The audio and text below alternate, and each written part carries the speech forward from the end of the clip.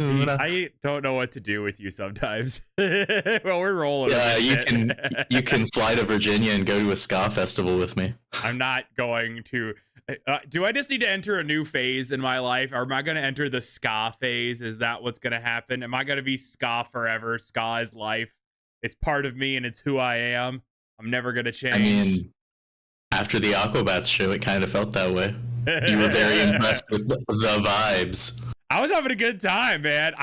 But it's specifically the Aquabats. Every other time I've heard ska, I'm just like, I don't like this. I need more production and theming behind it. I think that's what it is. I like the theme of the Aquabats, and that's what does it for me.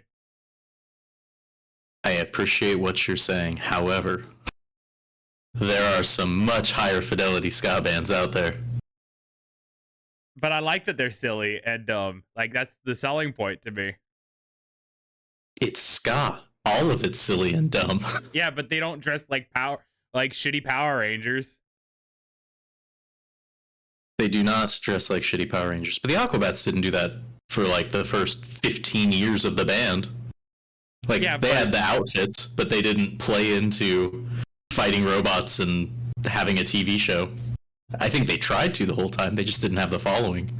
I am remembering the discussion of I did not find them until I think their most recent three albums. The show was already on the air. So that's all I've known. That's all I've lacked. But anyway, welcome to the Source 4 show real quick. I'm Edwin from Source 4 Gaming, and this is Mr. Brian. Hello, Brian. Mr. Brian now. Yeah, Mr. Brian. I don't know. What do you want to go by on the internet? You want to go by your username? You want to go by your name? Ooh, I mean, side point. You have full control over your identity. You can be whatever you want. But the DJ may be better than Shreds. I haven't decided. Better than Shreds. DJ better than Shreds. I mean, it is. It was that. I mean, if I was gonna play on my name, which I kind of assume I should, keep the branding strong. But it was that or Better Than Beats, and I like Better Than Shreds better, even though it's not as thematically sound. BTB Better Than Beats. I like Better Than Beats though, bro. That's pretty fucking good. And do I spell it BEETZ?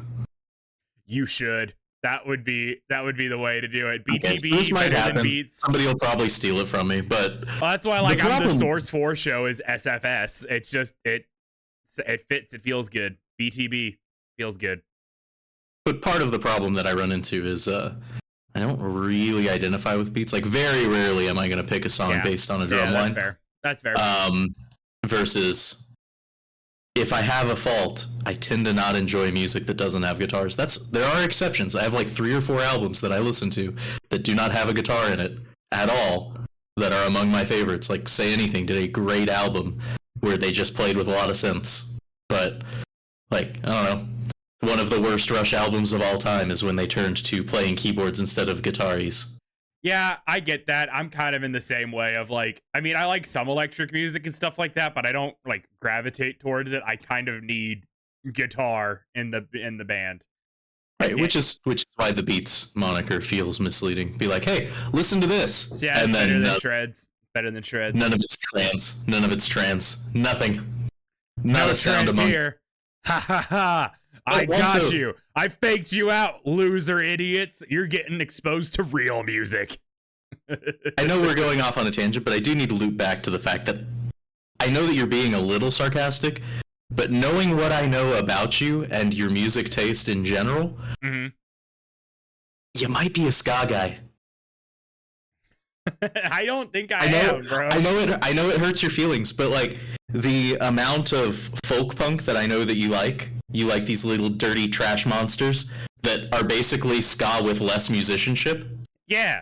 And then you also have been recently getting into hardcore, at least a little bit. And it's I don't know, Op Ivy or Catch 22 or The Toasters or Rancid or Streetlight Manifesto, Madness, Specials. All of this feels up your alley.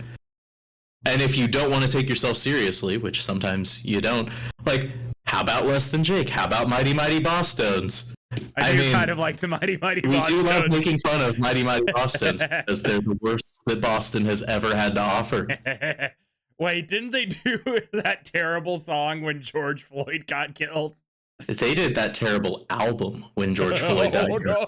Oh, they Georgie, where did you go? Oh, yeah. No. Well, that's one of your choices today. We have to listen to the George Floyd song now. No. But they are best known for their 98 album. I don't know what the name of it is. I believe it's The Impression That I Get because that's the hit single from it. But that's the I never had to knock on wood, but I know someone who had, which is a song about AIDS and how lucky they are they don't have it. So they started from a bad place and they ended in a bad place. Oh, they do have a song called That Bug Bit Me that gets stuck in my head frequently, and Where Did You Go? Which is like it's a nice, weird, like, I don't know what I would call that pattern of drumming, but I just, again, like, I know that we're writing it off, but I feel like if I slowly but surely inoculate you to ska, all of a sudden you're just going to be running around in checkerboard pants and a pork pie hat. And everybody will be like, what happened? And you're like, I have a pork pie hat, but it has a patch for who's the band that I'm thinking of? Party metal. Party Cannon? No. Party Cannon. Good music. Oh. Not Mutoid Man. Fuck. It's The Drunkest You've Ever Been. Who? Fucking 100 Gex? No. I mean, no. By yourself. How about? Oh, Iron Reagan? Kind of hardcore. Shit, that's not who I'm thinking of. That is probably right. I assumed you saw them also at like Three Links or whatever, but no, their best album has a bunch of guys drinking toxic ooze out of a trash can at a house party. Oh, Municipal Waste. You're in the same wavelength, same band. 99% same band. Correct. Like one That's what I was thinking of. Yeah. I love Municipal Waste. God, I need a Municipal Waste shirt. Every time I've tried to get the one I want, they're like, we don't have any in your size. And I'm like, but put a Municipal Waste patch on a pork pie hat. Yeah. On a pork pie hat. That's been the bit the whole time. I just couldn't land it. But yeah, part of partying Municipal Waste on a fucking pork pie hat. Be fucking Walter White, but also Municipal Waste, and also pick it up. Hey, I just be the biggest problem at the ska show. I don't know. Do you not remember dancing and holding hands and jigging in the center of the pit? I remember having fun. I don't think I was a all problem. All was love. All was life. Oh my goodness. What's sad was we were old people at that show, and we were also young people at that show. I know. We were like not the highest age range, but also not the youngest demographic either. It was like older people and then their children. So I went to Municipal Waste's website and clicked their merch tab, and it goes to a custom guitar website. Huh. Yeah, they have like a so custom guitar. You can buy their shit. Yeah. I'm sure that I just clicked the wrong button. I know they a lot piss of me people off because they never repress any of their fucking albums. I have their whole discography. It's $30 on Bandcamp. Everybody go buy it. I love Municipal Waste. Municipal Waste, wonderful group. Love them forever. Me. I was kind of bummed I didn't get to see them last time they came through Dallas, but I'd seen them before. I was like, I don't need to see this again.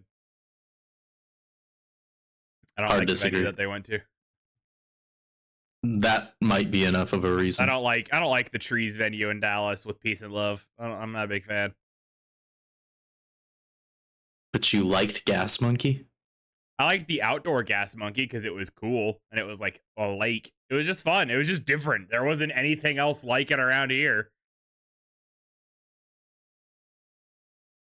Ugh. All right. You gonna bring first topic yet? Yeah, sure. Let's talk about. We just started going on a tangent, and I'm like, let's just follow the thread, man. Let's just follow the thread. But music. So don't poke music. Music happens. Batman. So should I be watching this? I should probably be watching this. Talk about Batman. One average viewer, the biggest show ever. Hey, we got 20 people who watched the first one. Ba-ba-ba-ba.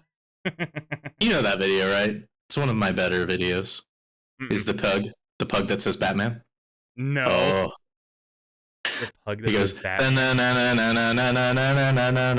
Then the dog goes. No, it goes. You're peeking your own microphone out whenever you're doing that, so it doesn't even come through. Good. Oh my gosh. So Batman. Yeah, Batman. Caped Crusader. So were you familiar with this show like before this week? Were you keeping tabs on this? Because this was something that kind of came out of left field for me. I had no idea this was even in production. Or if I did, I thought it was just like one of those DC like animated films that was just going straight. Because there's a lot of those that come and go, and I don't really pay attention to all of those. I mean, I didn't have a lot of confidence that it was coming out, being WB, which we can touch on that later. But yeah, it's a whole thing. I didn't want to get excited about it because for every good thing about this show, there's a bad thing about this show. Okay. Like the fact that a lot of the cast, and I'm sure you're not surprised by this, this is their first voice acting role for an animated show. A relatively high-profile animated show. Half the town is just John DiMaggio.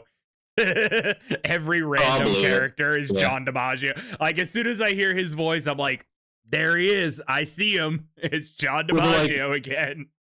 So, on the positives, like Ed Brubaker was heavily involved in the production of this show. You don't know Ed Brubaker by name, that's fine. He was big on Batman titles throughout the aughts. Like, he was, I think, the first Catwoman series. Standalone Catwoman comics. He did Gotham Central, which was very specifically the police department rather than Batman or Robin or Nightwing, Batman Inc. or any of those titles. So, like, that part of it, you're like, oh, it's in good hands. There's also, which, if we want to get on a side tangent there, I do think it influenced the show quite a bit. Bruce Timm, right, has quite a pedigree between the Arkham games and the animated series. If you're doing a Batman project and he is involved in it, it is probably going to be good. Like, he is involved with like the most darling Batman projects for the most part, right? Like, I mean, yes and no. My understanding. Like, his track record is very mixed. Like, yes, the animated series, it was Tim and Dini. Dini did the art. Tim did the story for the most part. So, like, good. He also did the film. He did the only animated series film, which is Mask of the Phantasm. That's not true. He did Mask of the Phantasm, and he didn't do Sub-Zero. Okay. Which one is much better than the other? One got like literal Oscar nominations, and the other one did not. He was lead on Batman Beyond, I think. Which it's fine.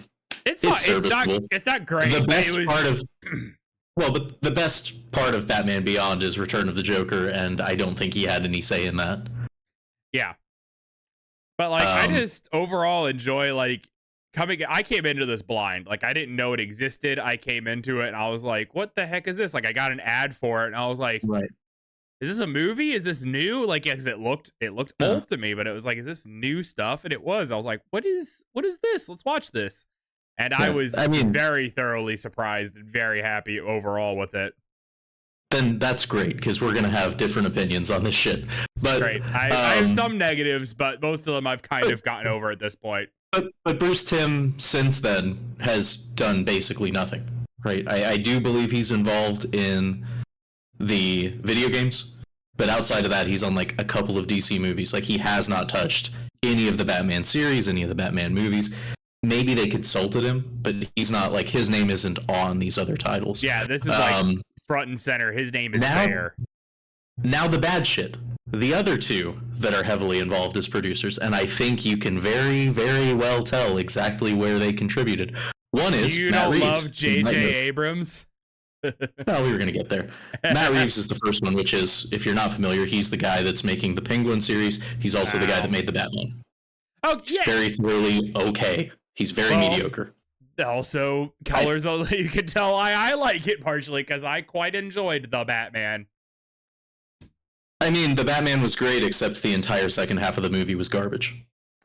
Like, if they had finished it in a way that made sense, storyline-wise, and I know, like, we can blame studio notes, whatever. Like, I want to keep this very brief, but the fact that the entire movie is framed around the device of the Riddler is showing Batman just how fucking batshit it is to be Batman and how it's not making the city any better, and then at the end of the movie, Batman goes, yeah, the city'd be better without Batman. I better keep being Batman. I need to be better. The message should be, I'm turning on, putting the cowl up, putting on my Bruce Wayne hat, and gonna make things better. And instead, it's masturbatory. But yeah, no, J.J. Abrams, and this is where we can segue into how you feel kind of episode by episode, or maybe just like highlights or low points. But I will say, I think J.J. Abrams, it's very clear that he was not in charge of, but you can feel his hand on like the first 3 to 4 episodes. And I'm going to sound like a real anime nerd here when I say this series sucks for like the first 5 episodes. The first couple were a little rough. I wasn't sure how I felt about it the first couple of episodes. I was very much like, it took me, first off, I had to get over the voice actor for Batman, honestly. Like, that was the hardest thing for me to get over. You didn't like that Batman just kind of sounded like a depressed 13-year-old the whole time? I just couldn't quite deal with him. No, I'm going to therapy, Pennyworth. I was and then not in a his huge Bruce fan. Wayne voice, he just does a voice. And then when he's Batman, he has no emotion. He's only monotone. See, I kind of enjoyed him as Bruce Wayne. I thought he was thoroughly fine. I didn't love him, but I was like, this is better. See, to me, Batman voice was just it reeks of not doing a character voice. Like, yeah, he was just doing his voice. Yeah. Which, I guess, I won't stay on my J.J. Abrams thing, and we can just talk about Hamish Linklater first. What the fuck do you think about Batman? He's just doing his voice from the fucking vampire movie he was in, Midnight Mass. He's just doing his Midnight Mass voice. Like, it's just like his, like, I'm being dramatic voice from that series. And it's not his normal speaking voice. It's just like, okay, man, like, this is... I looked into this because I was curious about the production of this, because I didn't know a ton going in. I came in blind. What's funny is the only things I know this guy from are the Big Short. Man, that's the only thing I know him from. The New Adventures of Old Christine. Oh my god, he was in that show, wasn't he? Oh my god. He is one of the male leads. Such a strange looking man. Like, just back in my mind, like when I looked him up, I'm like, was that the guy that played Reed Richards? No. Was that the guy that played? No. Because he's done next to nothing. And this is not me trying to shit on the guy. No, not at all. I'm sure he's great in live action things. I just haven't had any interest in anything he's done. He is thoroughly fine. It's just... But the fact that... We're going to touch on this later, I'm sure, but... You already had a Batman in your voice acting cast. And I know they've done this before where, like, Mark Hamill is the Joker, and he's not the Joker in the Batman. He's instead, like, Jigsaw and... Not Jigsaw, Toymaker. Maybe? Yeah, he plays, like, other characters in the Justice League as well. I don't know. He plays a bunch of bit characters in... Yeah. You know, like Captain Boomerang or whatever else in these later series. Well, and also, like, Justice League and shit, yeah. But you're like, you could just have him be the Joker and it would make the Joker better. Mm-hmm. Like, in this case, it's Dietrich Bader, which some of you might know from all sorts of things. Best known as Two Girls at One Time. If I had all the money in the world, 2 girls at one time. Hell yeah, brother. See, I was gonna give him the much. Except he's Harvey Dent. Can we trust him? I know. I was gonna give him the higher crediting. I was gonna give him the higher crediting of being Batman from Batman the Brave and the Bold, and most of WB's other Batman projects recently.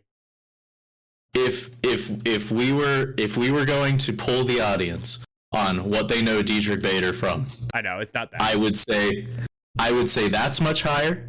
His bit role in Napoleon Dynamite. If anybody remembers Drew Carey Show, he was in Drew Carey Show.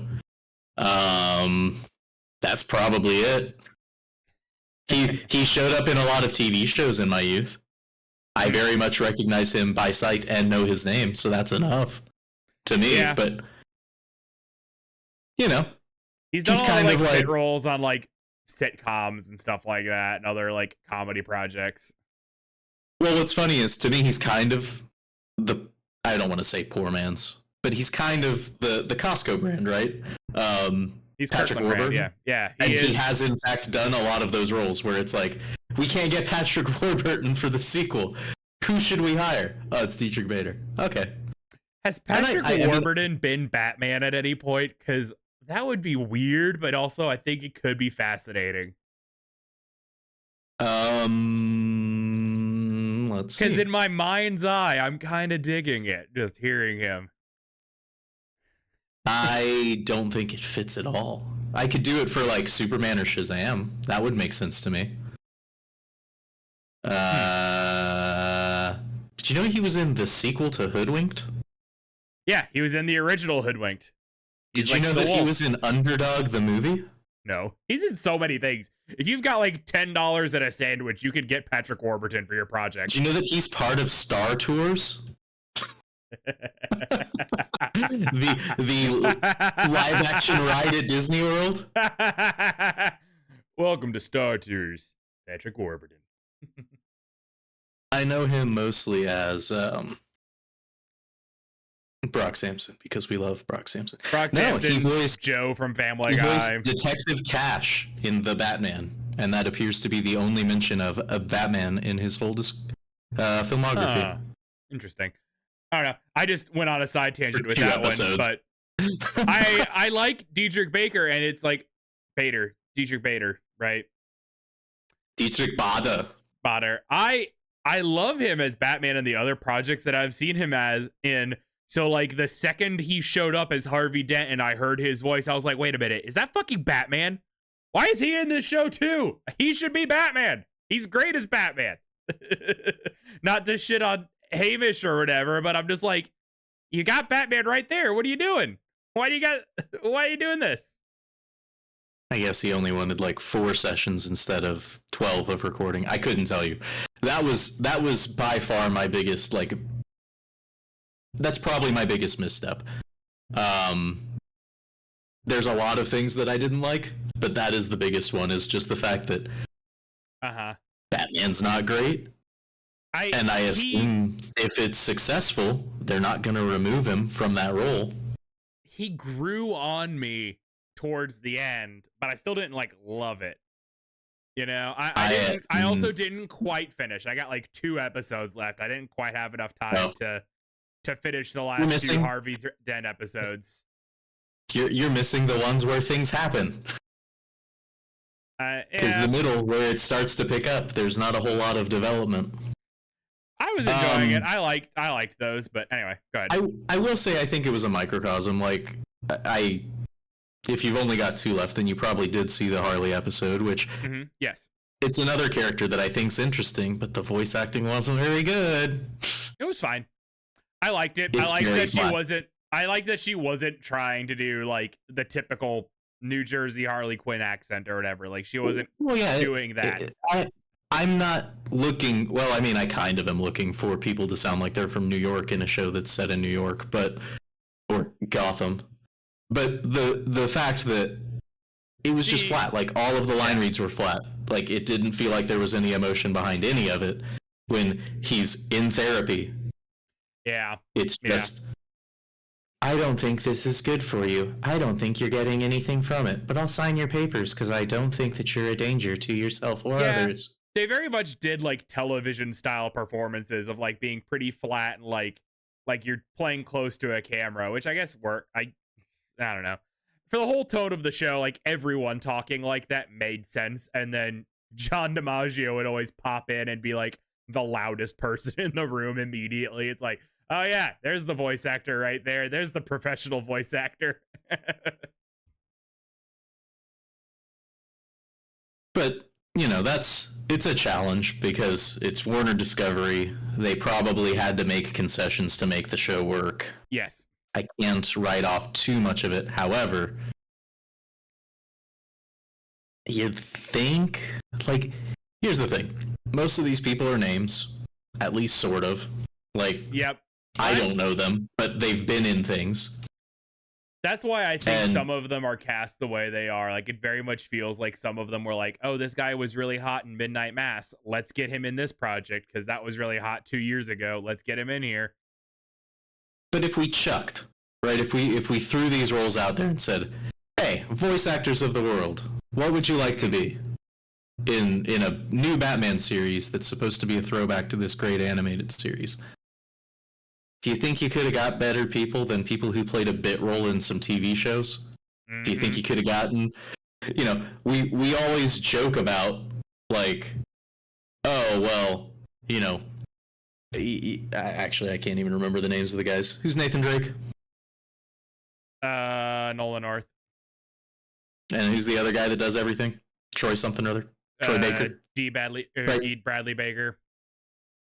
Or Troy Baker. Troy Baker does it. Yeah, whatever. But right, like, these guys do everything. Yeah. And you know what? I'd probably be fine with that.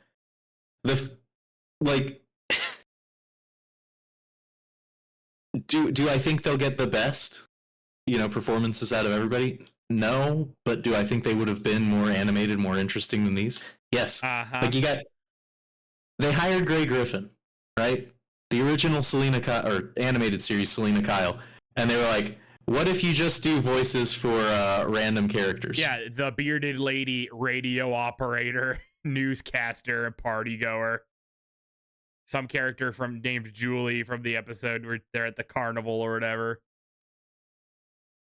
And again, in the meantime, you've got, like, lead roles being filled out by people who were, like, a background actor on The Crown.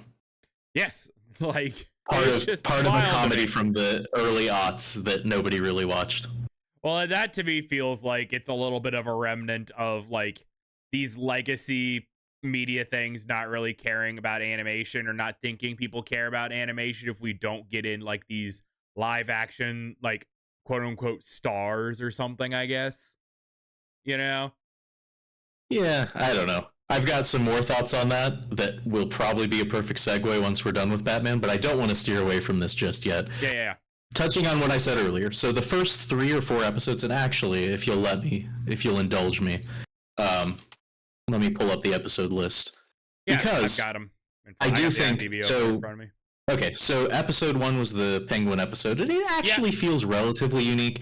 It's a little bit I like intro to the world, intro to the characters. Yeah, it was fun. I like it. I like that we get a little bit of twists on characters, and it was kind of like the first time to me to be like, we're not doing exactly what you think we're doing with every character. And I was like, okay, I'm open to this. It's the only episode that I like actively found myself going to my laptop and my phone during, though, just like I don't care about what's going on the screen because the visuals are not very good. I can just listen to this and understand what's happening. But so the second was the Clayface one, right? Yes. Yes. 3 is the Catwoman. 4 is actually that's it. So really, it's the first 3 episodes that I think are by far the weakest, and it comes down to the first one. It's just boring. Pilots suck generally to me. Yeah, like there wasn't anything novel in it.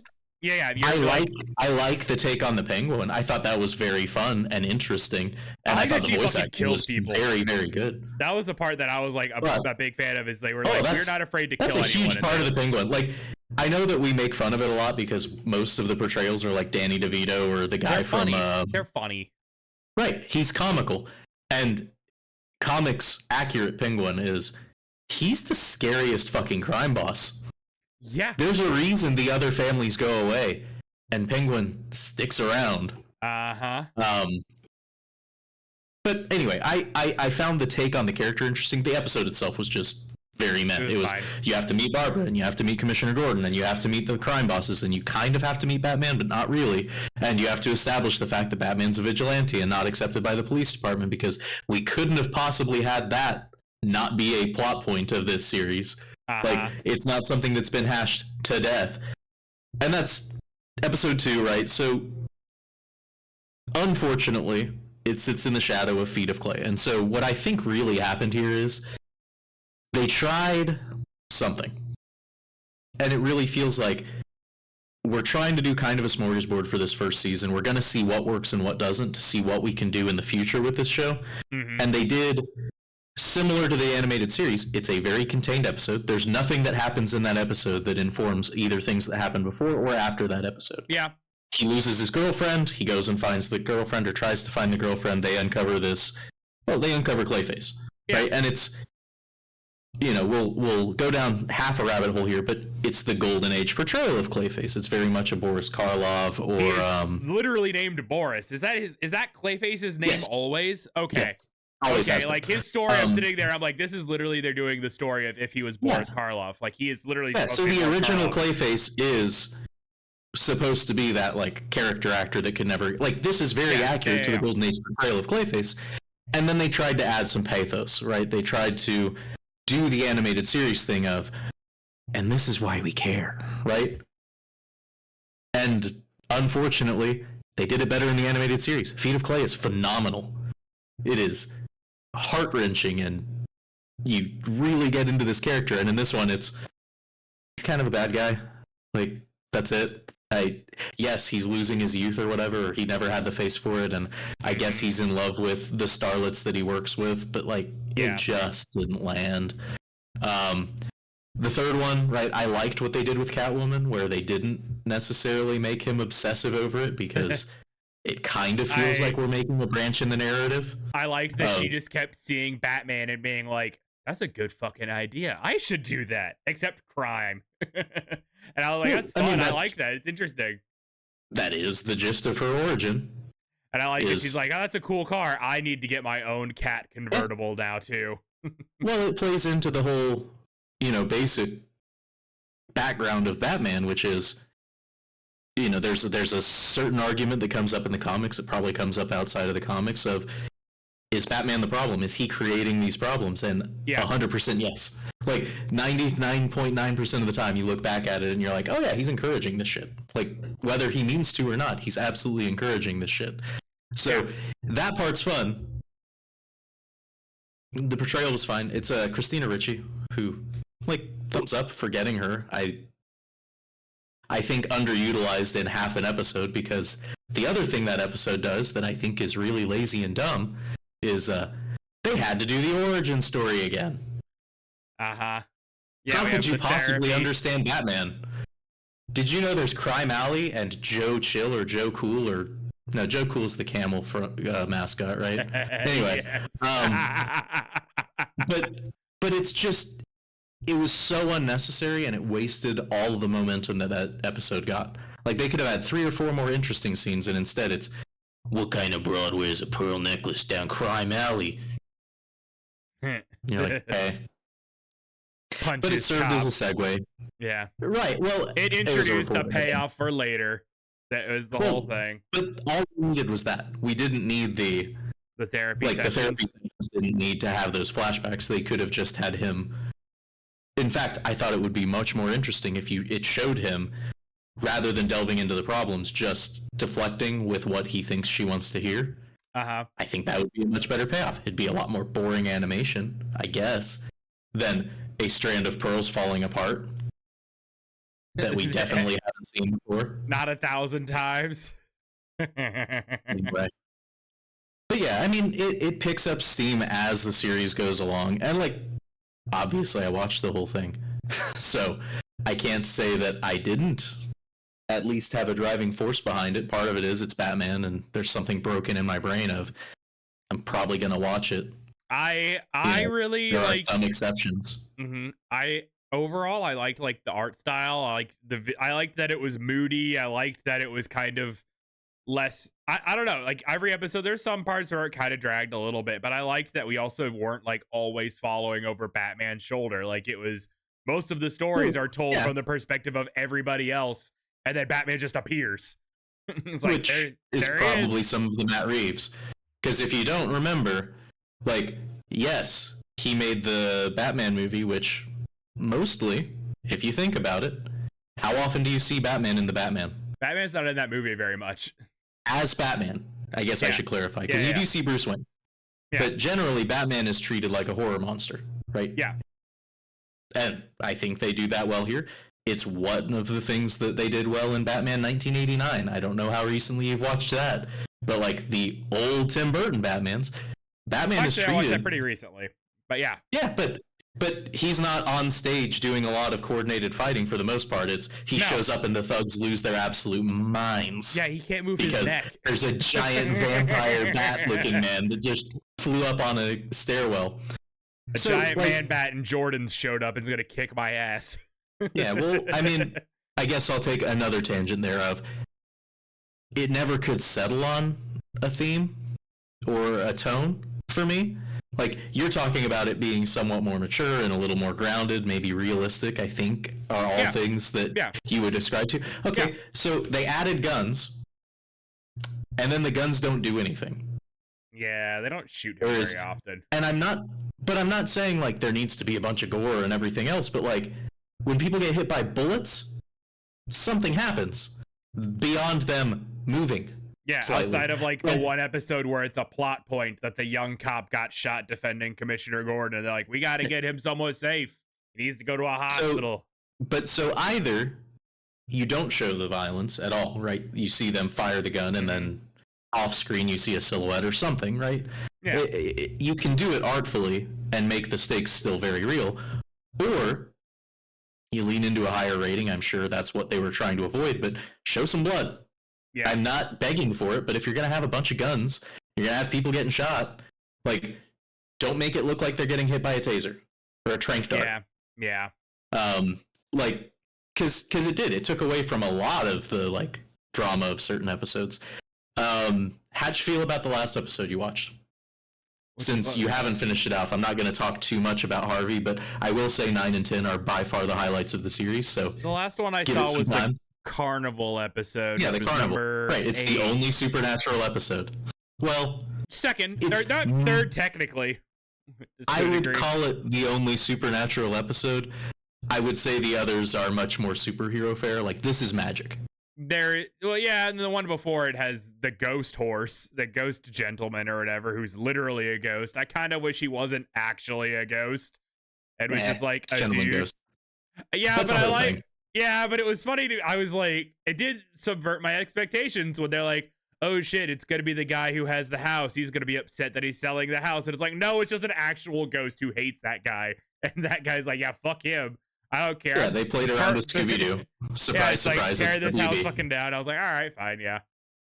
It is, but it's also not on their app, which is weird to me. It's so strange that it's a WB thing that is on Prime, not Max, which is so strange to how that happened. It's not that surprising to me. They haven't trusted most things that have been developed by Max recently. Okay. Like, are you aware that Kite Man came out? Because Kite Man came out. I'm vaguely aware that it came out, and I need to watch that next, actually, because I've seen some clips that make me like it. But it's not for Kite Man; it's for the other characters that I enjoyed in the Harley Quinn show that are making appearances again. Did you like Harley Quinn in the Harley Quinn show? Yeah, actually, I liked Harley in that show, and I liked all of her friends. I loved King Shark.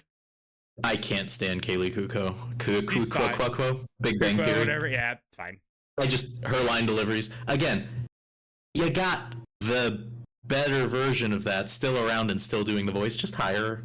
Yeah, it's another one of those instances of it's just like, we don't want to hire the legacy people because they're not stars. We need the stars. Why won't they watch this animation if we don't have stars in it? Do you think people tuned into the Harley Quinn show because the girl from Big Bang Theory was on it? I don't years think after that. Big Bang Theory was relevant. Yeah, I'm not the one who thinks that. These fucking executives think this shit when they're casting some of these the flight attendant. Did you ever see The Flight Attendant? Don't you remember her on all of those wonderful Travelocity ads with William Shatner all the time? That was so fun on my television all the time. I don't actually remember the plot of any of them. I just am vaguely remembering. She was like his daughter or some shit. I don't know. Anyway, they exist and I hate them. Yeah. Anyway, but that was when. Was it Travelot? No, it was Priceline because he was the negotiator. Yeah. That was which is supposed to be like a play on the Equalizer, probably. Yeah. Anyway, so 8 was the first one that was really blatant with the Easter eggs to me. Like other things that you could tell it was a nod here and there. Picked up on a few of them. Like I immediately locked in on that's Killer Croc right there, and then they said his name, and his name's Waylon, which is Killer Croc's name. So I was like, oh shit, we just got him as a side background character. He's at a free show at a carnival. It lines up with every child's name is one of the Robins. Yeah, exactly. And I was like, are we setting up all of the Robins right now? Is that what this is? Like, I was like, we have Jace and we have Dick and we have what was the other one's name? In a perfect world for me, like maybe they're like Oliver Twist orphans or newsies or whatever that help out, that are his street team when they finally leave the orphanage. But I just do not want a Robin in this take on Little Batman. redheaded one with a slingshot, just taking out fucking bad guys and be like, I'm helping the Batman. That's the Robin from Dark Knight Returns. Yeah. Carrie, maybe? Yeah, I was like Gracie or Carrie or something, yeah. Couldn't tell you. Couldn't tell you either. I just, it's part of me saying that I just don't really think that they landed on a tone. It's like, that's probably the darkest episode you've seen. Yeah, it is. Also, it's goofy and the art style sucks. Like, the little girl that's the succubus vampire thing does not match anything else in the show. No, she literally just looks like the one, what's the one of, like, the aces or whatever from, the Justice League Unlimited or something. Joker's little, like, squad of people. She's literally just that character again. I mean, you're thinking of the Royal Flush Gang, which is a separate gang from the Jokers, but sure. But see, to me, it was more the kind of Terra from Teen Titans, but with dark hair. Like just awkward character model, very awkward character model that didn't match with anything else. Yeah, like we're trying to make sure that this is obviously like a teenage girl, but like also we don't know how to draw this in a way, so they just kind of had that weird. Anyway. I mean, she was fine. I thought she wasn't really that, right? Like, yeah, she looked like she was from another show. She looked like she was from another TV show. I was like, what is happening? Is the Teen Titans in this episode? Like, what is happening here? Well, that's the thing, is it kind of meshed better with the older series, but like, anyway. So, I'll touch on that. I think this is one of the ugliest series that I've seen, maybe ever. I really hated the art.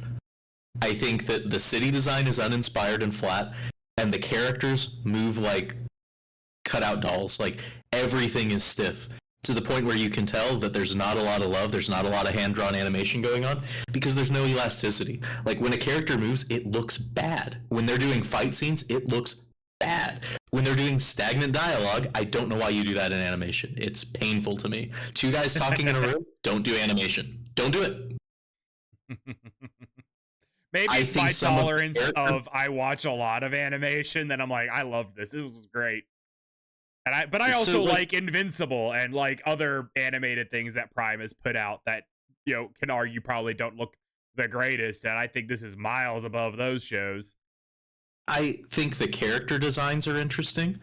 I don't mind the overall style, which does feel like it's a hybrid version of classic comics, like the old Superman comics, the old Batman comics, and trying to take it into the modern era. But like, the most egregious version of this is Harvey Dent is the most generic thing I've ever seen in my life. Every time I kept seeing Harvey Dent, I kept thinking he was the same eyebrows. But the eyebrows are the same eyebrows that have been on every WB movie character for like, I don't know, since 2010. He looks it's like just the weird, like, he's got like spikes on the end. He looks like every extra background character from Justice League or Batman or he looks uninspired. He looks like he's just part of the background. But I would argue, so maybe Justice League, especially Justice League Unlimited, but the animated series does have a uniqueness to it that you would never see something that looks like that on it. Mm-hmm. They look a lot more cartoony. Like, they do. Yeah. But it's a very different standard of animation where you can tell that there's a clear vision and guidance of a singular artist, being Paul Dini in this case, who, I'm not going to defend him. We've already talked about him before and how he's kind of a weirdo, and these days he mostly just draws porn. But, you know, like, you can't say that he didn't have a very clear art style where kind of feels like a collage, but not in a planned way. Like, if it was mixed media and every character looked drastically different and the backgrounds were kind of a miss, like, I'd like it. Instead, they're going for a really clean animation style, which I don't love for a grimy cop drama, like sort of neo-noir. Yeah. And then on top of it, like, again, just anytime there's motion, it looks even less, not less real, it just looks worse to me. It is supposed to be set in like 1943 is my understanding. Like, it is actually like in the past. Sure. But just, anyway, sorry. But when you're doing that quote unquote cleaner animation and also not taking the effort to make it look real, you're in this weird middle zone of the animated series and early Justice League and Superman the Animated Series and even Batman Beyond, right? That motion, that animation style, there are a lot of still hand-drawn cells, and there's also a lot of, like, when you punch, your arm gets bigger. Like, there's that goofiness to animation that it doesn't matter because it's a cartoon. Yeah. Because they're using so different a method here, they lean the other way, but it feels like people playing with paper dolls or people playing with animation studio tools in a computer where it's like, yes, I want you to do this, and it does the thing. Like, you can tell that's the intention, but it doesn't look good doing it. And it's almost every scene, every frame of animation, it feels uninspired and bad to me. And maybe if it were a Superman series or the Flash series, it wouldn't bother me as much.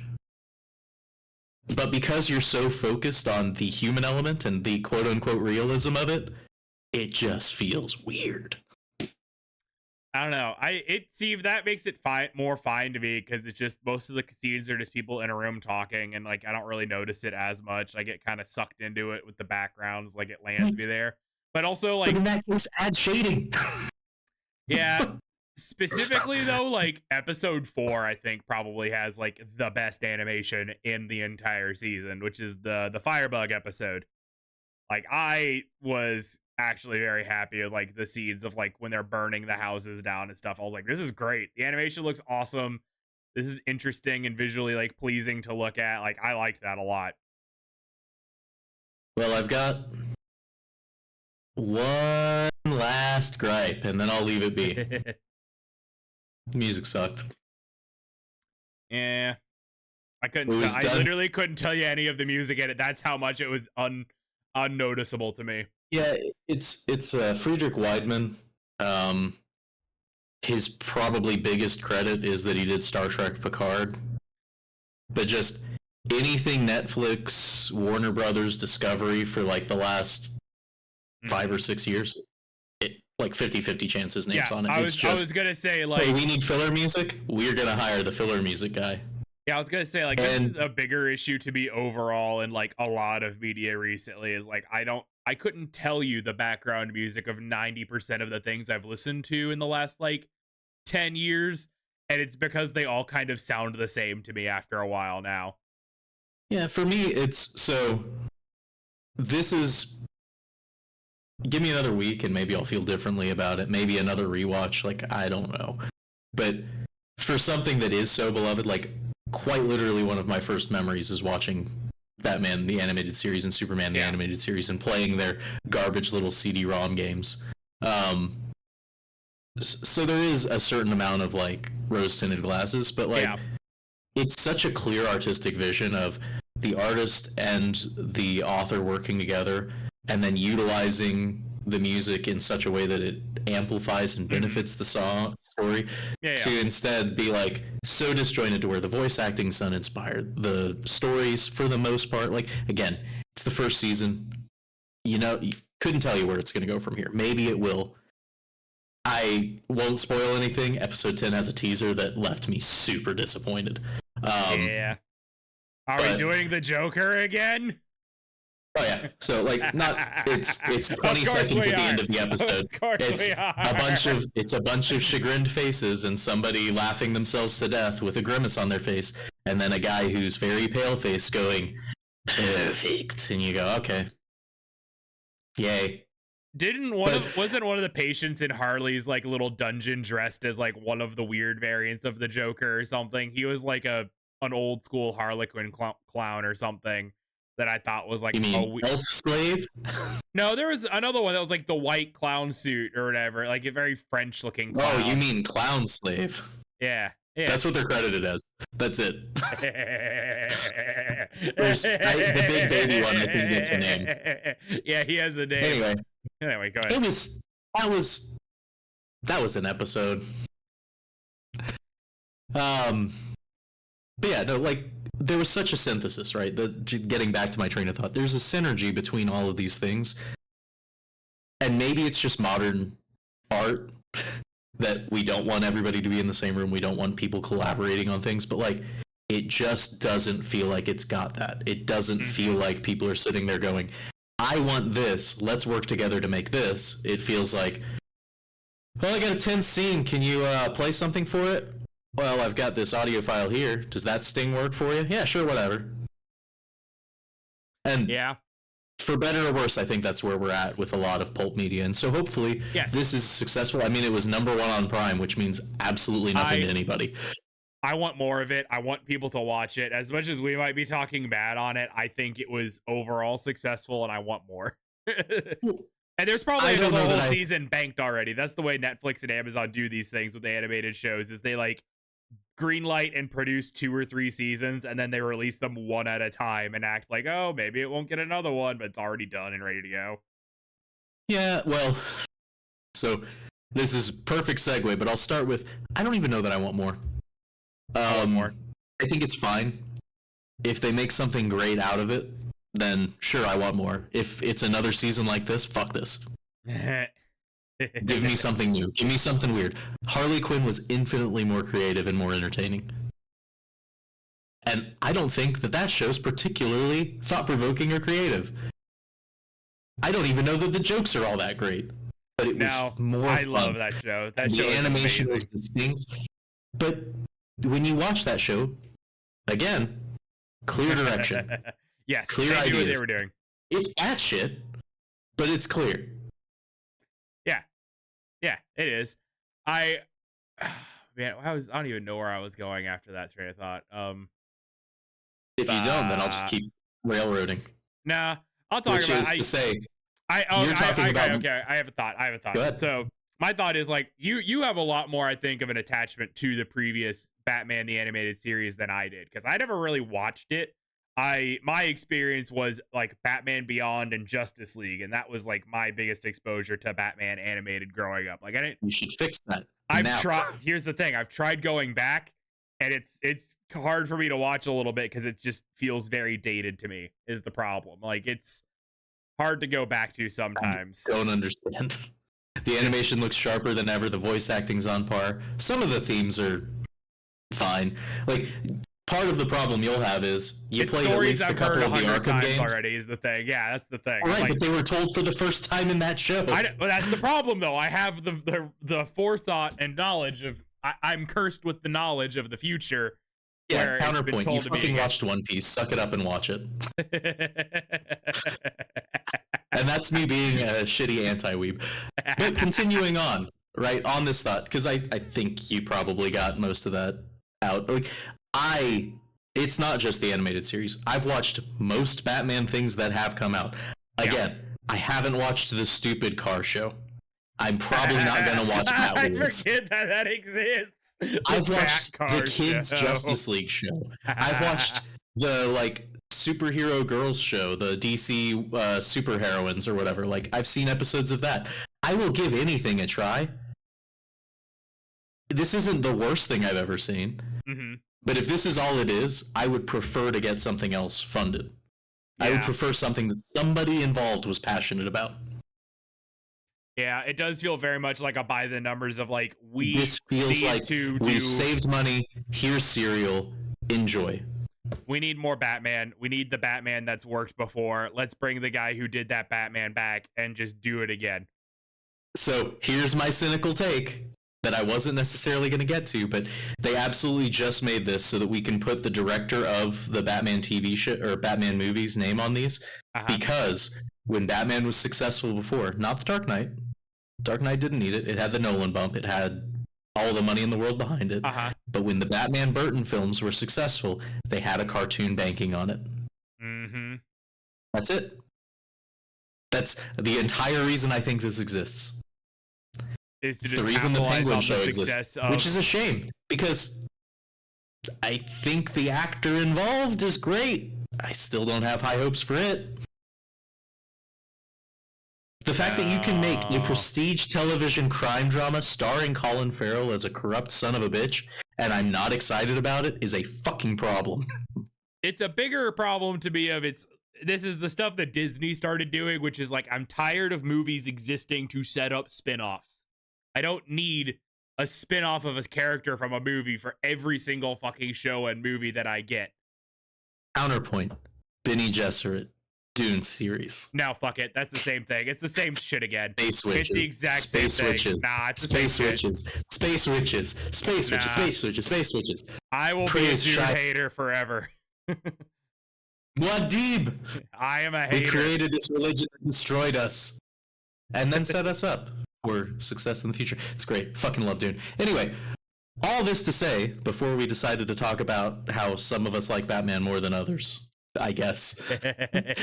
And we like new Batman because new Batman is new, and why would I watch old? Better graphics, bro. No good graphics, no good game. Saying. I just it is there's a lot of it, and it's hard. It's dated. It's just dated. It's not bad. It's just dated. There might be 100 episodes across 4 seasons. So much episodes. Again, you watched One Piece. Yeah, over the course of like 3.5 months. Okay, so back to the cynical bullshit. You think there's multiple seasons already done? That may well be true. I think that there's at least on IMDb credited a second season already coming. Like, I think that's absolutely already happening. Here's the thing: it's WB. Yeah, they'll like it's WB Discovery. Yeah, they'll write it off. It can just go to be away like, tomorrow. This show might not exist. They'll pull it from streaming. It will disappear forever.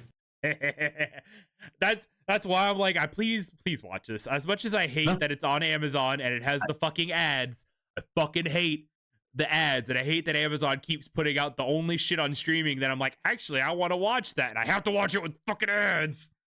Well, I'm gonna tell on myself because we're currently on Amazon, but fuck Jeff Bezos. I did not watch it with ads. Fuck you, Jeff Bezos. Ooh, okay, so side tangent before I get back to my WB tirade, but the reason you got a picture about mouth guards today is because I bought, for the first time, I ordered something from Amazon in, I don't know, fucking months. Because I hate Amazon, and they fuck up every order. I've never had a problem ever. I ordered a goddamn mouth guard because I bit through it playing hockey. And they shipped me a card that had space for a blister pack, but no blister pack of a mouth guard. Bro, I think it's just because of where you live. I think people that South Carolina me a $20 piece of cardboard. All the way from Nashville. It's absurd to me. Anyway, so that's where I was. I took a picture because there were Kool-Aid flavored mouth guards and Warheads flavored mouth guards. And I don't understand. Why do you want flavored plastic in your mouth? I don't think it can't taste good. It has to taste like something, though. Otherwise, it wouldn't be $5 more than the regular mouth guard. It's not just Kool-Aid colors. It's because it has a brand attached to it. We can't have anything exist anymore without a brand being attached to it. Where's the branding, Brian? Think of the lost so how come shareholder there's not one that's value. Like $3 more that's like fruit punch flavored, or legally distinct from Kool-Aid branded? They couldn't get the branding. See, if they didn't want the brand, if they don't have the Kool-Aid branding, no one cares. No one cares about Fruit Punch mouth guard. It needs to be Kool-Aid flavored mouth guard specifically. I mean, we sounded this with Ghost and all those brands. Ghost Energy latest. That's where I'm going. Ghost Energy latest drop. Their new can is Welch's Grape, bro. Grape soda energy. I will see beyond all material planes. Anyway, soda. Okay. So back to WB. And I might be a little bit whiskey, which will probably keep things a little bit loose for the duration of this mission. So, on the subject of shelved shit, have you seen what WB shelved recently? Oh, I'm way involved in like animation Twitter and like all this stuff, so I know all about. Are you aware of what they shelved recently? It's another recent one. I know they shelved the Wile E. Coyote versus Acme one, which is a completed months film. Ago. What's the newest one? What have they shelved now? Have you heard anything about Fixed? The fuck is Fixed? What is this? Fixed is a feature-length Gendy Tartakovsky movie about a dog who's about to get his balls cut off and goes out to live a beautiful, beautiful day of his life. And it is gone forever. They did it to Gendy? No! Oh yeah, Primal sucked, right? I love that show. Motherfuckers. I just... Right?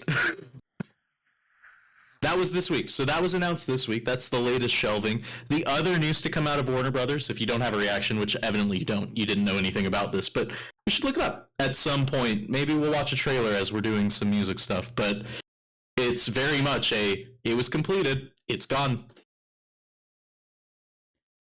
Fuck that guy. Fuck that CEO or whoever's in charge that keeps doing this shit, man. That guy. What you're thinking of is David Zaslav. And David Zaslav and was it Iger from Disney are the two people outside of the political sphere that most deserve to be strung up and hung from pikes and everything. I think I'm that not if you endorsing do this violence. These are all cartoon in a video things. game. We're not going to hurt them at all. In Minecraft. I genuinely think that if you do this to a project, the response should be great. You paid for this thing and said you didn't want it. You got your insurance on it. Cool. Public domain that shit now. Like, it is now the property of the people who worked on it, and they can profit off of it however they deem fit. That's not how public domain works. It needs to exist or something. Like, they need to get something, or they need to be able to sue them for like shelving the project that they worked on and just being like, no, we're not putting it out anymore. I know you put blood, sweat, and tears into this, but now it's going to the fucking dumpster because insurance is more valuable than our potential streaming revenue. Here's your problem. They were already paid for it. Yeah, but they also kind of... a lot of these people get residuals and stuff from some of these things, too. Like, they should, theoretically, if it was old legacy television, but that's... If they did a good job of... If they did a good job of negotiating their contracts, sure, but which they didn't, right? They just do whatever they can to get WB money. Yeah. But that is, right? So the two biggest takeaways that I have, not that they're going to listen to me, but if they're ever going to organize again and try to do a strike, right? We did SAG-AFTRA, We're still kind of doing SAG-AFTRA with video game voice acting, but yes, continue. We'll see where that goes. I think they'll hire some very uninspired voice actors because people don't care about the voice acting quality in games. I can show you proof that people do not care. One of my favorite videos. Have you seen the NBA 2K videos where they hired NBA players to do their own voice acting? He was fine. Next time we give you the ball, you're going to take it over the top. We're going to win this. I don't want to talk about sports video games. Love it I'm so glad I'm not a sports gamer because I would be so sad. Right, but normally there's not voice acting, and they hired these guys, and they did not give a fuck. It's so good. Well, maybe it's for another time, but I love these videos. I love them. It's like the Be a Pro career, so these are like the pros that are on your team. After a game, they're giving you like the hype up, or if you underperform, they tell you that you need to be better, and it's very much like, man, you were on fire today. Next time, I'm going to make sure I give you the rock. Yeah. No cap, dog. Let's go. Yeah. Riz. No, yeah, dog. Do the gritty. It's so much fun. I love it. Anyway, okay, WB shelved immune. Oh, contracts. There should be a reversion clause, right? If you purchase the rights to a project and you don't distribute it, there should be a reversion. Instead, typically it's you buy the rights for 10 years, right? Or whatever it is.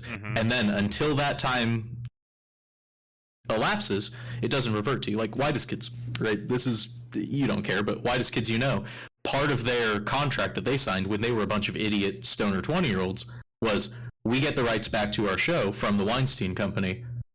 It was no kidding. It was like 15 years after the series airs, but we get it back.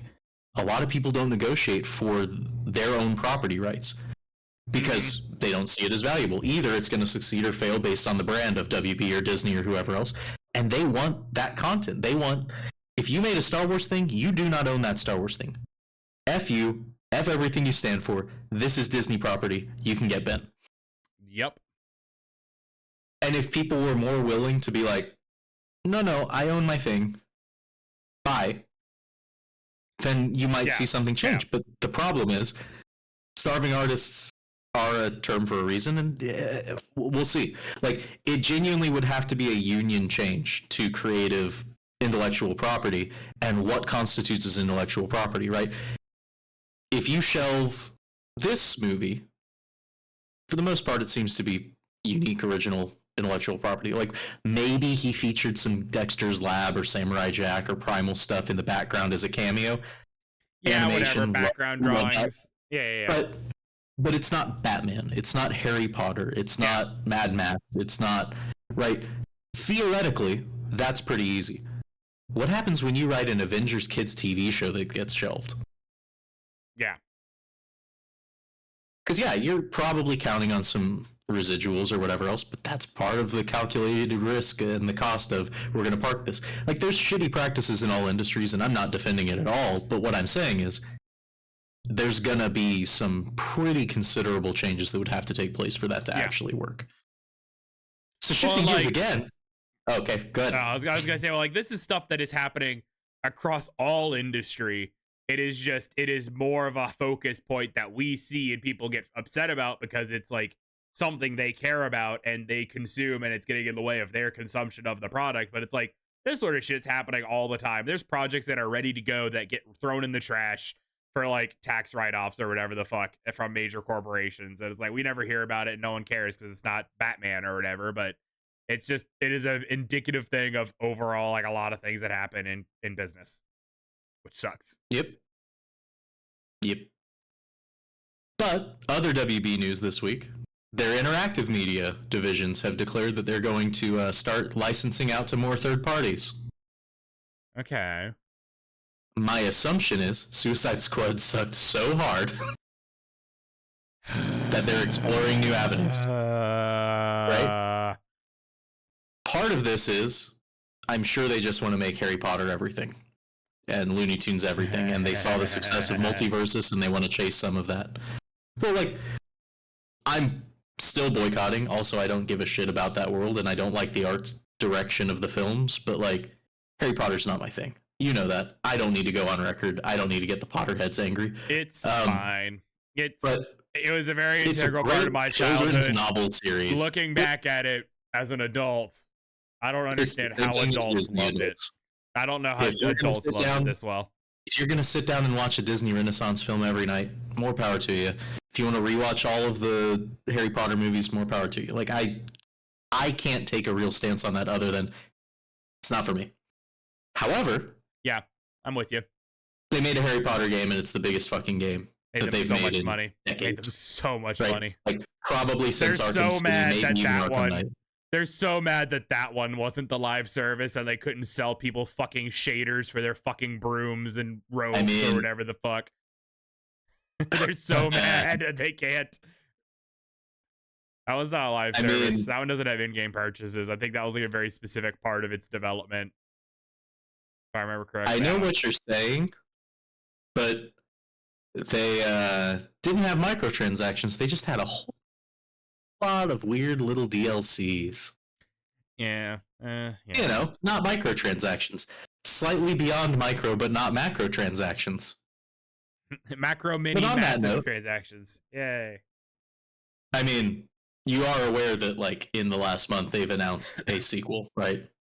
Oh, I Of course. haven't heard about it, but Oh yeah, there's a Legacy 2 coming. I don't know what the fuck it'll be we all called. kind of knew. We all knew that was going to happen, though. I mean, it did so well, they'd be fools not to do another one.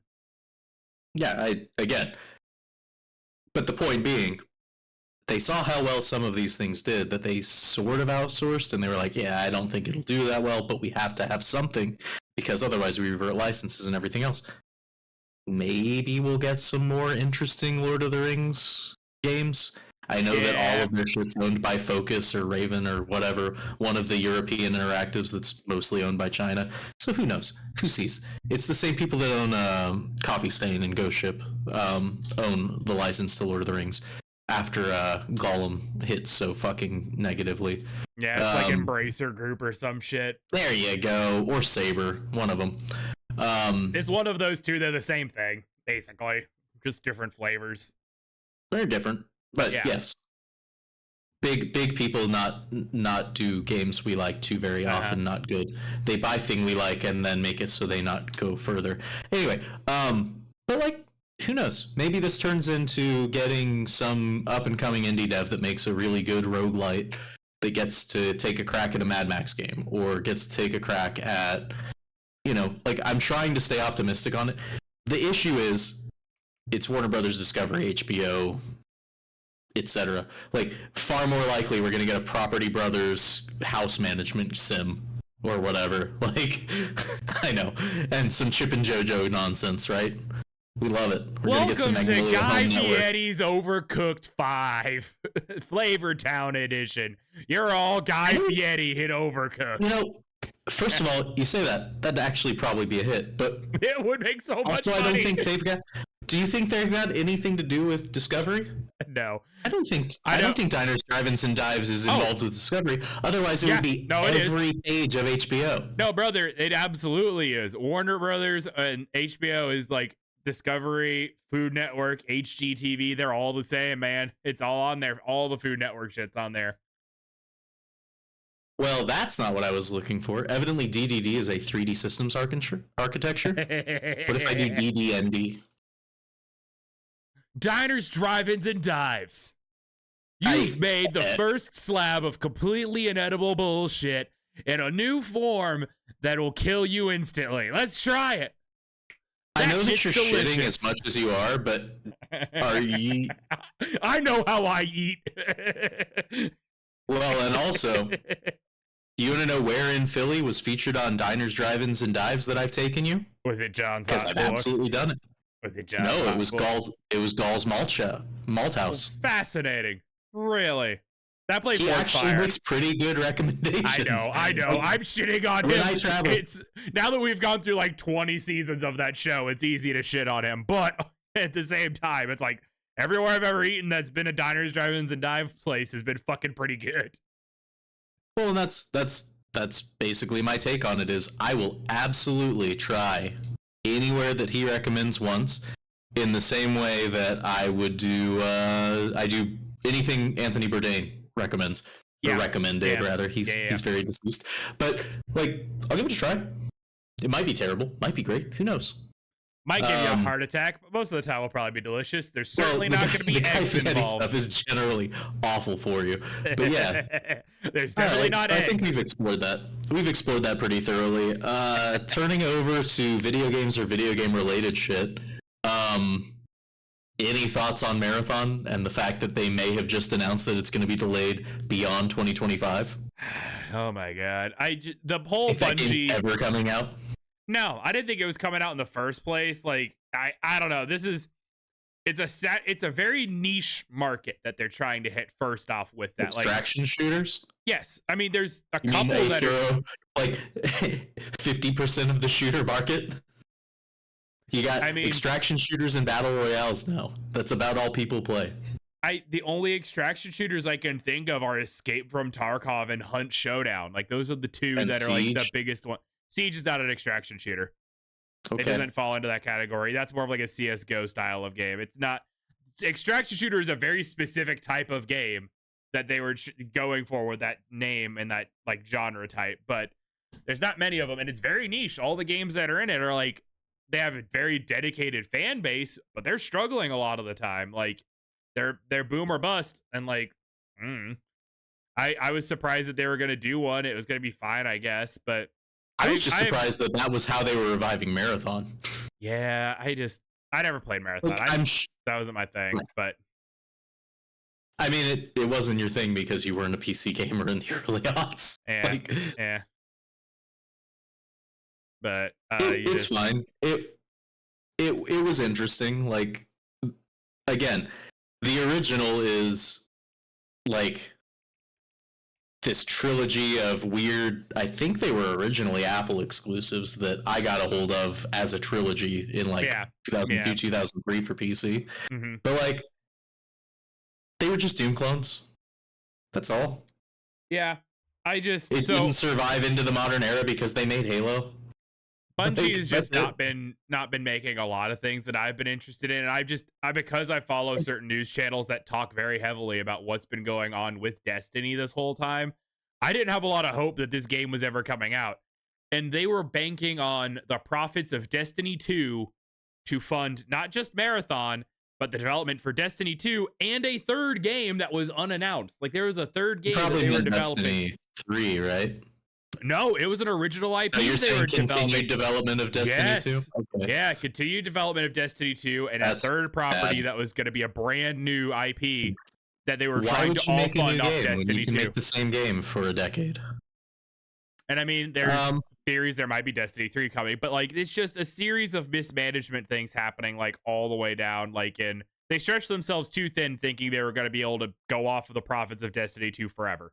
And I don't know. They made, like, I liked Myth. That's about it. I don't really like Marathon. I think Halo was fine. Love Halo. Halo's great. Sure. I am the Halo fanboy through and through. I have an entire shelf of just Halo merch. I've played so much Halo. I'll play more Halo. No, right now. Let's download a game. Let's play Halo and have fun. I'll play some Halo. Let's get Doug in here. We'll play some Halo. Yeah, we'll have some fun. Yeah, if we could do co-op on PC and it not be broken. Or would you sit there and be like, oh, this is like an early aughts game with very uninspired shooting and bad tracking on PC because they don't have aim assist. I love the way the guns feel in that game. And that's like my biggest thing about Destiny 2 that I enjoyed was the gunplay felt great to me. It was just, I don't know. I was not a games that design or narrative really landed for me.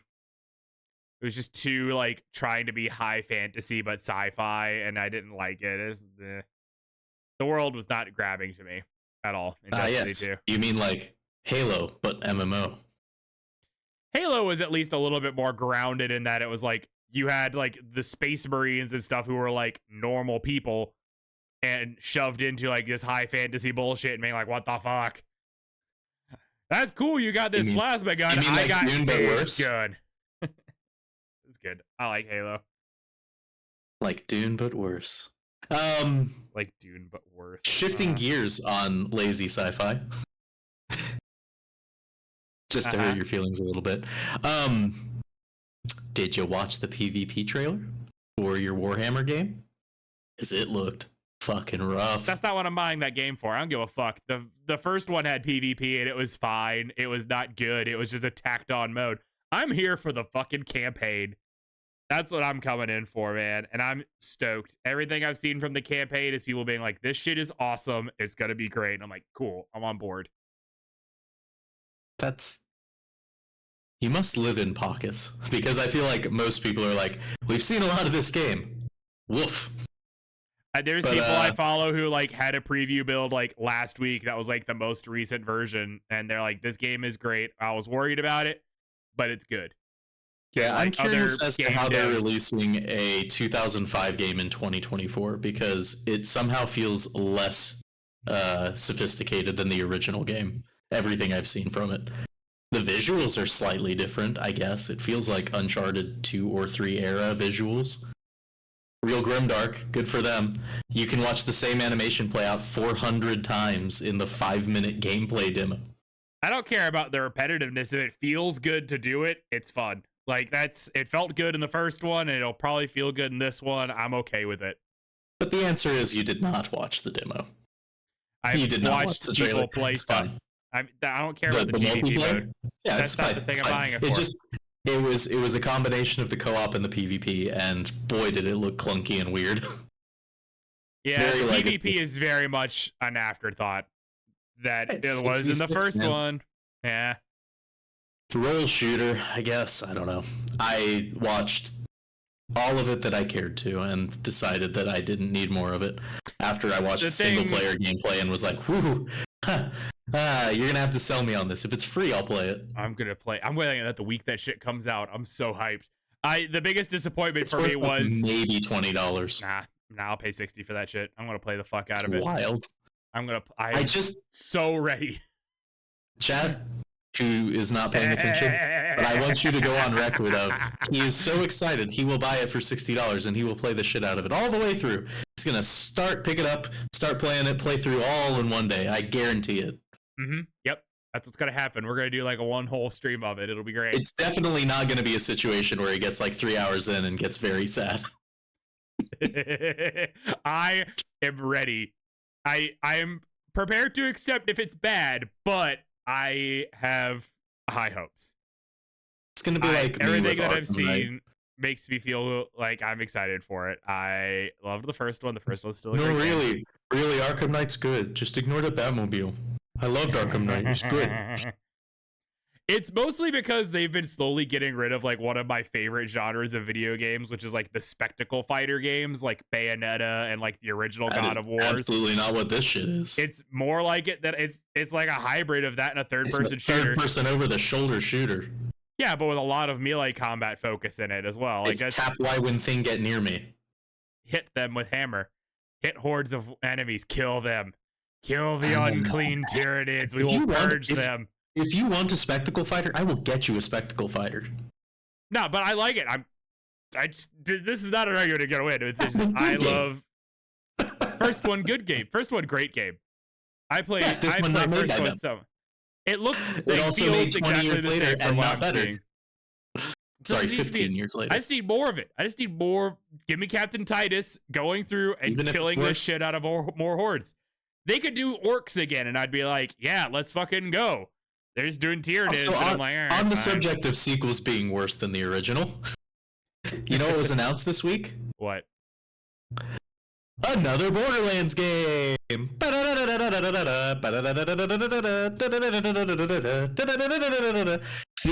the fourth one, it's officially being developed. That's it. Please let Borderlands just die. Please, we can't because the new movie came out yesterday. Oh, I know it came out. Oh boy. I was offered tickets for $3, and I do not want to see this movie for $3. As somebody who enjoyed at least one Eli Roth movie, you couldn't pay me to go see this movie. As somebody who enjoys Eli Roth movies, why did Eli Roth make a Borderlands movie? Very much so. Feels like from everything I've seen, everyone said like this feels like they were trying to find licenses that they could buy up for cheap and make a movie on, and they were like, Borderlands exists, and Randy Pitchford was like, please make this movie. I will pay you to make this movie, please God. Also, I need to be heavily involved with the writing and production of it because I'm Randy Pitchford and I hate you. Yeah, we don't have to dwell on this too long, but lots of bad reviews. Oh, obviously. It's bad. Some people really clinging to the fact that it's fun, probably mostly living in Texas. It's a stinker. It's a stinker. You want to know the piece of news that I saw this week that officially made it so that I wouldn't even see it for dirt cheap dollars? What? So all of the voice acting for the non-live action characters, so Jack Black, etc., was completed prior to the start of filming.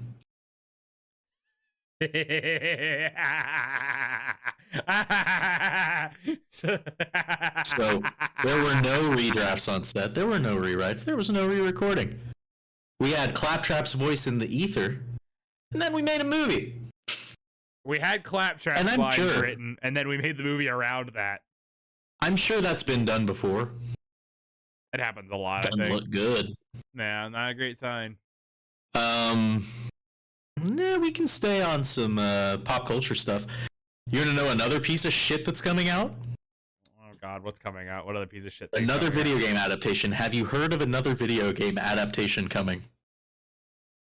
I no. Frantically Googling? No, I was changing topic. I don't know what's coming out. What else? Okay. What do you got? What's coming up? There is a TV adaptation of High on Life coming. You remember the Justin Roiland vehicle where your gun makes dick jokes?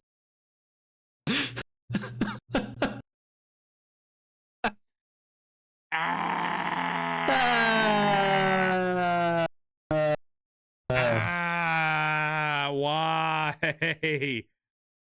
We hate that guy. Why is it by him? Is it?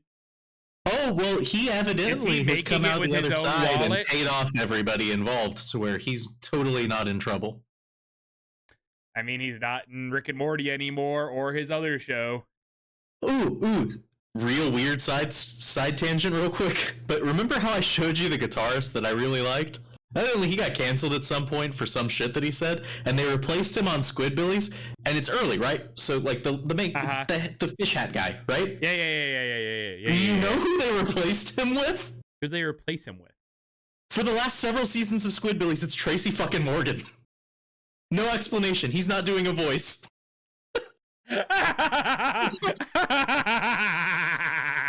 So clearly I haven't been watching Squidbillies.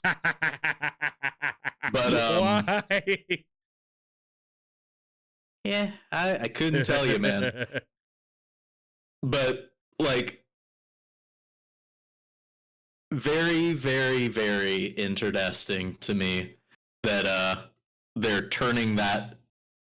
I'm sure there was a show or a game there, and I'm sure a lot of people played it. It was on Game Pass. It was on Game Pass. A lot of people played it that way. Everyone, I don't know.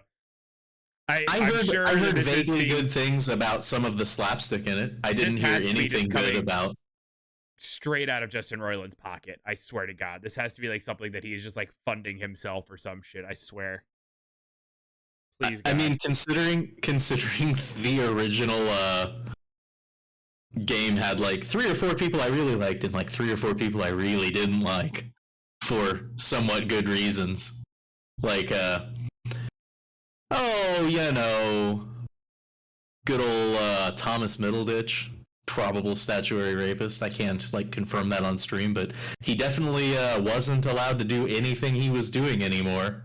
And then they brought him back for High on Life. Weird how all these seemingly supposed predators always end up in projects with each other. Isn't that strange? We gotta get on the bandwagon. Side note, Wolfeye, which is the one half of the Dishonored dev team, they also made the game Weird West, which I thought was a lot of fun. Really enjoyed it. It was a nice RPG. They've announced that they're developing a new game that is more in the style of Dishonored and Prey. Probably has a whole lot to do with Arcane Austin folding, and maybe lapping up some of those employees as well as some of that market share. But no more details than that. And then the last thing, which is, I regret to inform you that you will probably play a lot of Marvel Rivals. I'm probably gonna play the fuck out of it. I know. I played just enough time to get an exclusive skin because broken brain. If they have another beta, I'll try to get you involved and maybe we'll get some game time on it. I'm sure we probably will, because at this point, it's only like launch window is like Q1 of next year. There's not like any slated release date, but that game feels like it's ready to go, which is strange feeling. See, I think probably not. I think they're still having some network errors, although the matchmaking was incredibly fast. I mean, if I can say one thing, didn't love the art style. Some of the characters felt very clunky. You don't love Rob Liefeld Punisher? Just honestly, that's probably one of the better character designs. I was more thinking things like Dark Child and some of the other characters I liked Like Spider-Man is fucking awkward, and Jeff the really Land Shark, I know people love him, but he doesn't really feel like he belongs with everything else. I did like He's Rocket. So precious. Rocket looked good. I love Jeff the Land Shark. I've only had Jeff the Land Shark for like a couple of weeks, but if anything happens to him, I would die. I love him. He's so cute. He's a shark dog. He did a little shark dog. Sure. He sing a little Jaws theme when he goes swimmy swim. But he's not new. He's been in the comics for like 6 or 7 years now. I've been loosely aware of his existence, usually just because he's interacted with Deadpool or something. But yeah, my point is more that it feels kind of awkward for the game. Like, I know that it's supposed to be elevated reality or whatever, but like, go more cartoony or less cartoony if you're gonna have that character in. Let's get real fucking wild with that either more game. or less cartoony. Let's get wild with it. That game's already like picking odd picks, like lesser picks for Marvel. Let's get Moon Girl and Devil Dinosaur or some shit in here. Let's get the giant T-Rex. But my point is more like, it's like seeing the hyper-realistic Fire Emblem characters in Smash Brothers, and then there's fucking Kirby, and you're like, I don't know what's going on here. Why is this? Like, these don't belong in the same game. Very disjointed art styles. I get you.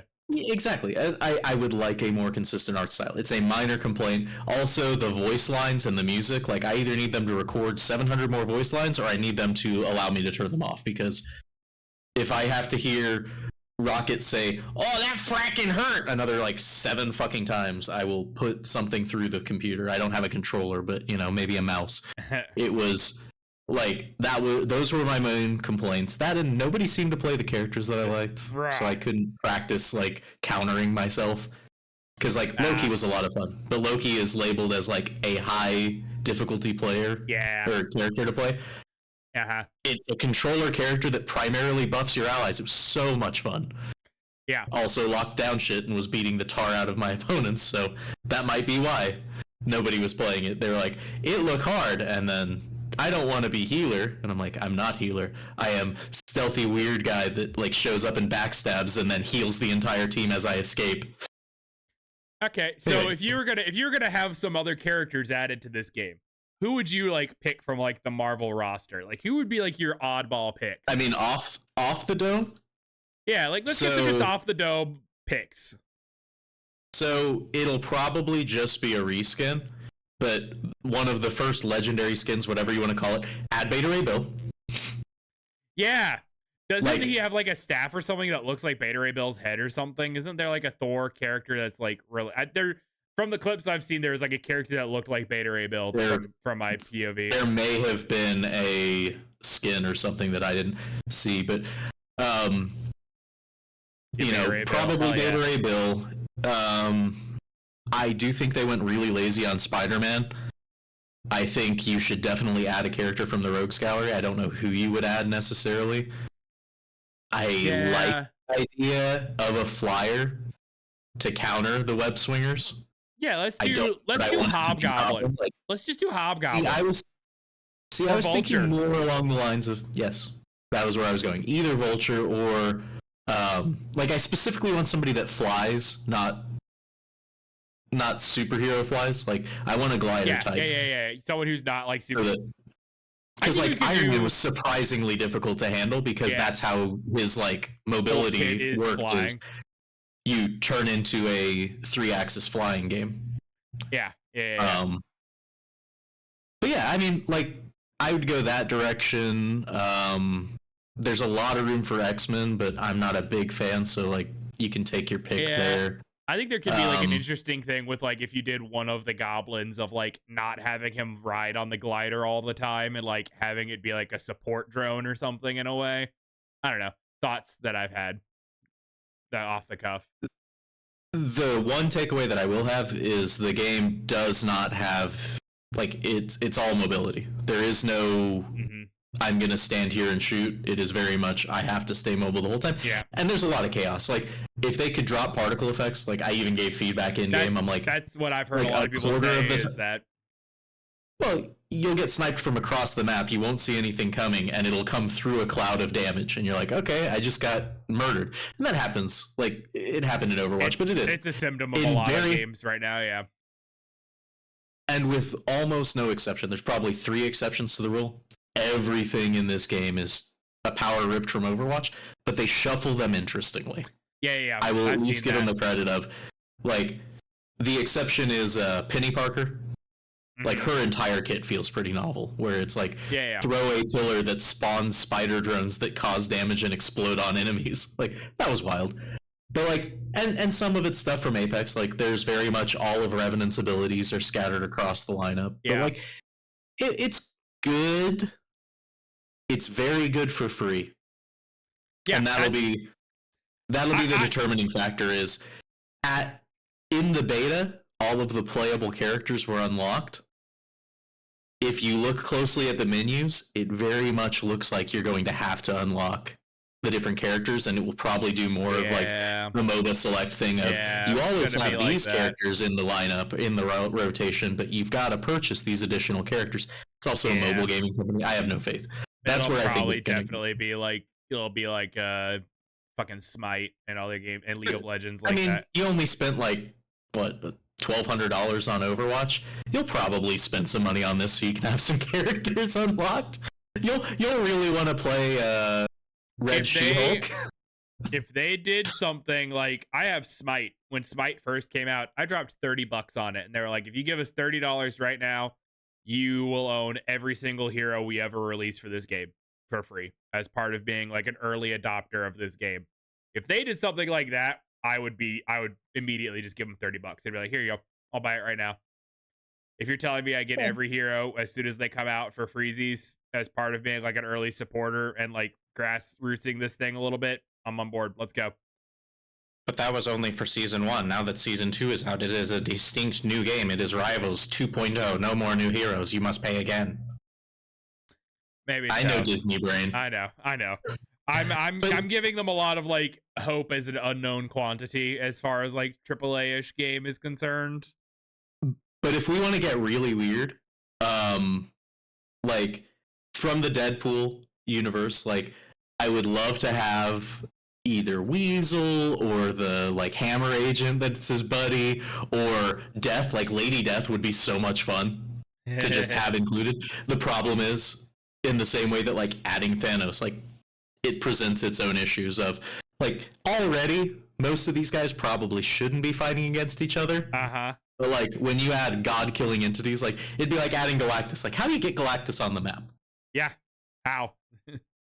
Like he can be a character, and that's where like Avatar of Galactus or something, some small like thing. Well, the Herald of Galactus is the Silver Surfer, and sometimes he takes on the embodiment of Galactus. Like I could see very easily where they're gonna do like a Heroes of the Storm thing, where they're like, oh, new skins, right? We've got here's these 5 new skins for the same character, and they all do the same thing. Because like really fundamentally, what's the difference between Iceman, the Silver Surfer, and give me a couple more characters where they basically go around on a glider and have a trail behind them. And have it be similar where, like, yes, the trail damages or freezes or whatever. Like, I don't know. I think there will be some smart elements there. Like, I don't think they're going to reinvent the wheel every time they introduce a new character. There will be, okay, you can play Hulk, or some weeks you get the new skin and you can be the Thing. We're not going to change the moveset or how it works. The challenge there is that Hulk very much turns it's their diva, right? He turns into Bruce Banner. I know that much. Yep. Maybe not that, maybe Venom, right? But my point is, you'll have that reskin to where, like, okay, the character works and it looks different, and that's probably the biggest opportunity they have, is they could release a skin a month for the next, like, 40 years, and they would never run out. So many options, so many variants. They can just we've got Spider-Man, here's Scarlet Spider, here's Miles Morales Spider-Man, here's all 700 costumes each of them have worn thus far. Just millions of dollars just on reskins of Spider-Man. Make him Deadpool because it's like fucking whatever, might as well. Just change his web shooters to guns. Yeah, and this is gonna be one of my gripes, is like, I'm not a big Marvel guy. I can't really speak educated on this. Like, there's a couple of interesting ideas you could do, but so many characters are just reskins of other characters. Like, I'm more of a Marvel than Batman or DC guy, but I get what you're talking about. Well, I think they're missing an opportunity. They should have a speedster. They don't have a speedster yet. And they should have a Shrinky Boy, right? So like Ant-Man or Yeah, why don't we have you had him in Quicksilver? DC. Why don't we have Quicksilver? Just get Quicksilver in there. Throw an X-Man in there. Yeah. Well, and Get a you've already got both Magneto and Scarlet Witch, so like that is okay. I didn't touch on that. The one unique thing that I really enjoyed were the team ups. Oh yeah. By playing certain characters together, you get both passive and active abilities. Yeah. That was a neat feature. Yeah, like Scarlet Witch like buffs up Magneto and he gets like a crazy sword or something. Well, we had one match that I played where our entire team, one half did 3-person matchup and the other half did another 3-person matchup, and we steamrolled. There was no resistance. We just walked through the match. It was like faction of Asgard, faction of Guardians. Yeah, it's the Guardians are unkillable. And yeah, I guarantee you those team ups are going to be like, if you don't pick something that matches any of our team, you're just going to get like kicked or people are going to leave you or something. Well, the players were already pushing, like, we need roll lock. So, oh yeah, we're already trying to ruin the game. We kind of know that one's probably coming, but yeah, sure, but why not let me play what I want to play? I know. I appreciate roll Q. I don't like roll lock. That's what I'm meaning is like queuing as the role that you want to be, and then just being like, all right, we got a tank and whatever, we need a competition. Anyway. Yeah, when I'm in the middle of the match and I've been a healer the whole time and we have adequate healing and I need a little bit of a damage push, being able to switch, do a bunch of damage, and then on my next death switch back to healing after we've gotten our little push. Yeah, I really like that. That changes up like the entire way you build the game around things, and like I think that's perfectly valid. I think that was one of the better things about Overwatch when it first came out, was that you could just be like, oh, we need some more damage, fine, I'll do it, and then I'm gonna go back to tank now that we've pushed past this stupid choke point or whatever. Well, or we're just not making it through the choke because we don't have enough defensive abilities. Oh, we'll just go extra tanks and push through, and then when one of us dies, we switch back to a flanker. Yep, exactly. Well, to put a bow on everything, because I think I'm out of topics. If you're out of topics, yeah. I mean, I got some other things in the tank, but I think we got a pretty good amount of gap in here. We got an hour and 41 minutes. Nah, these are all the things I felt like talking about. So this is good for me. Yeah, We can keep chatting. I just need to show you. I got keying out whatever. I got me my new laces. New laces on my skates. Yeah. And they're yeller, because the white ones were worn out, and I think they look really good because you've got some Bauer Supremes, right? So they've got a bunch of yellow accents. Yeah. It's a good touch. Going back to my punk roots, yellow laces are one of the few good laces. I mean, you're aware, right? I know the lace code things. Yeah. We gotta be anti-racist with my hockey. Yeah. Well, any videos or music, or are we just dead done? We can do that. I gotta go to the bathroom. And we're gonna. I imagine. Yeah, so this is gonna go up as a VOD on youtube.com/source4media, and we will be back next Friday at 8 p.m. Central Standard Time, all things permitting. So see you all next time, and we'll be back in a little bit with our radio hour. Oh shit! VODs go up on Monday. Have a good one, everybody.